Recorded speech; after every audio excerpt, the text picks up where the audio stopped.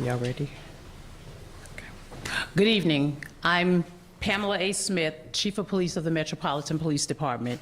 We are here tonight to provide an update of an officer-involved shooting that occurred this evening in the 3500 block of Georgia Avenue Northwest.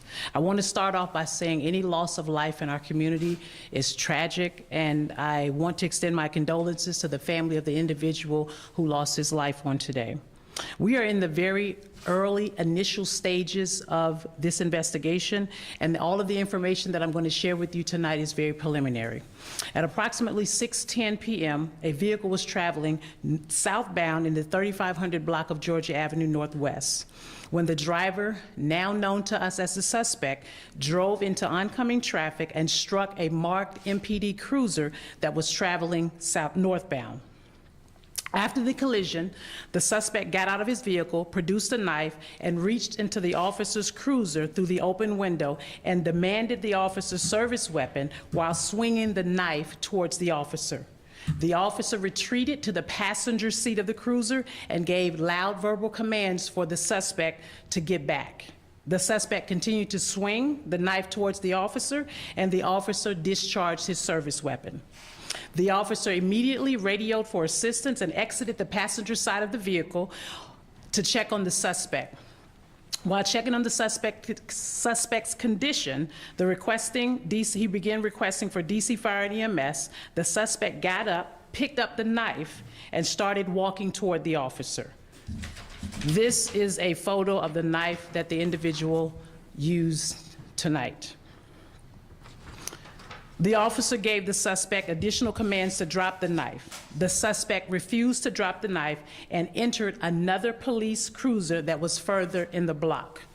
Officers called for additional units and requested a shield while giving loud commands to the suspect to get out of the cruiser. After multiple commands, the suspect gets out of the cruiser while still armed with the knife. The suspect then approaches a vehicle occupied by a woman in the parking lot of the laundromat. He opened the driver's door of the vehicle while still armed with the knife in his hand and attempted to carjack the vehicle. At this time, one of our officers discharged their service weapon at the suspect, striking him. Officers immediately began providing first aid while providing care until DC Fire and EMS arrived on scene. Despite all life-saving measures, the suspect was pronounced on scene. Agents from our Internal Affairs Division are on the scene conducting the investigation in conjunction with detectives from our Investigative Services Bureau. The case will be independently reviewed, as they always are, for these types of incidents by the United States Attorney's Office. This is yet another reminder of the daily dangers that our officers face protecting the residents and visitors of our city. Thankfully, none of the officers were injured, nor was the occupant of the vehicle injured. The two officers who discharged their service weapons have been placed on administrative leave per departmental policy. At this time, I'll take any questions you may have. Yes, sir. Chief, do you have any insight into whether this was connected to the incident earlier today near the Georgia Avenue metro station? It was not connected at all. This is a totally separate incident.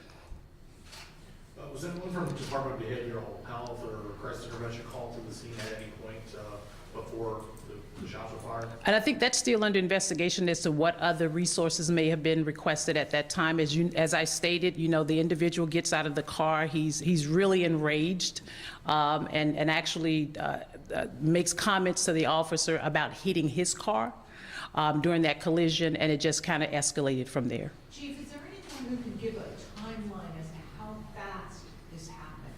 It sounds like it was very quick. I can tell you it's very quick, but it's still, when we bring all of the video footage and the body-worn camera together, we'll be able to get a better timeline as to when, we know when it occurred, but to the approximate time period for how long it took for him to walk back to the car, how long it took for him to get out of the police-marked car, how long it took for him to walk over to get to the vehicle that the woman was seated in. So we'll be able to have a better timeline once we complete the investigation. minutes, not an hour. No, not hours. Yes, ma'am, that's correct.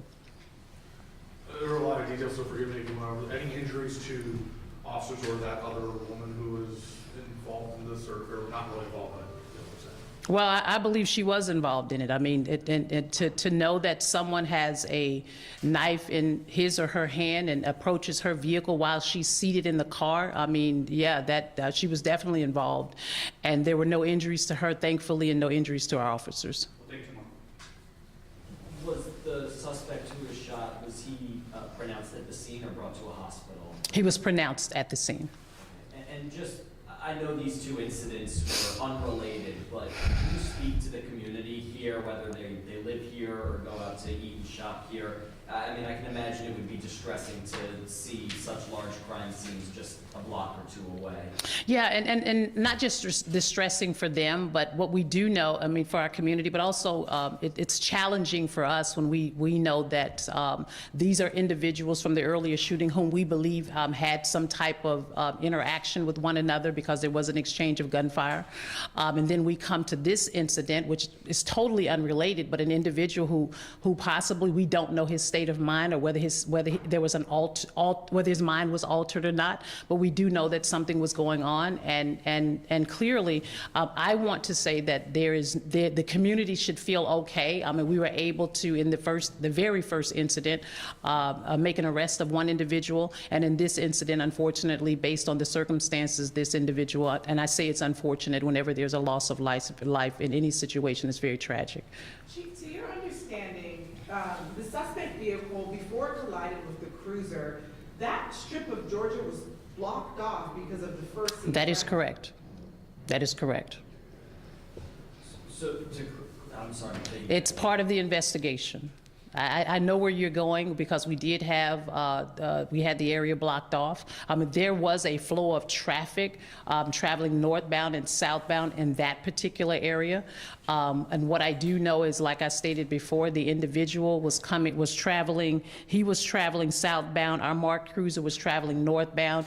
And what it appears as though he intentionally hit the police vehicle. That is what I observed on the video at this point. Chief, one more. As it pertains to the helicopter that was flying around, was that related to the first incident?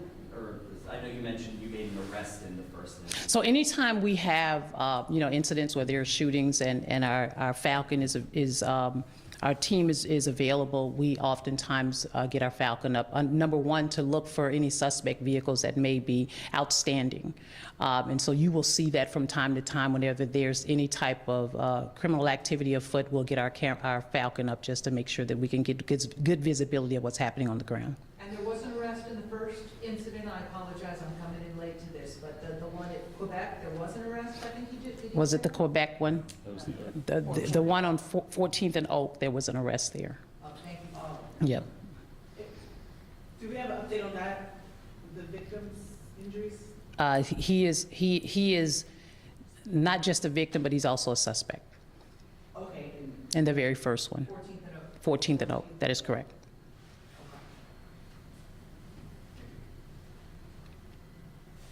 Thank you, Chief. Are you good? Yes, ma'am, thank you. yes, there's a lot happening today. It is a lot happening today, but we want to make sure you have the right information because we know our community has the right information, and we want to make sure that we have the right information. The 14th and Oak was the first incident where there was a discharge, exchange of firearms between two individuals. One suspect was struck. That individual is also a suspect in that particular exchange of gunfire. The next incident was the one that I think Assistant Chief Ramey Cow briefed out on earlier tonight, and then this one is the second officer-involved shooting that I'm briefing out on. Okay, so for the first officer-involved shooting, I know there were two suspects that was a lookout. It's still. That is correct, and that is still outstanding. Okay, Yep. perfect, thank you. All right, copy, thanks.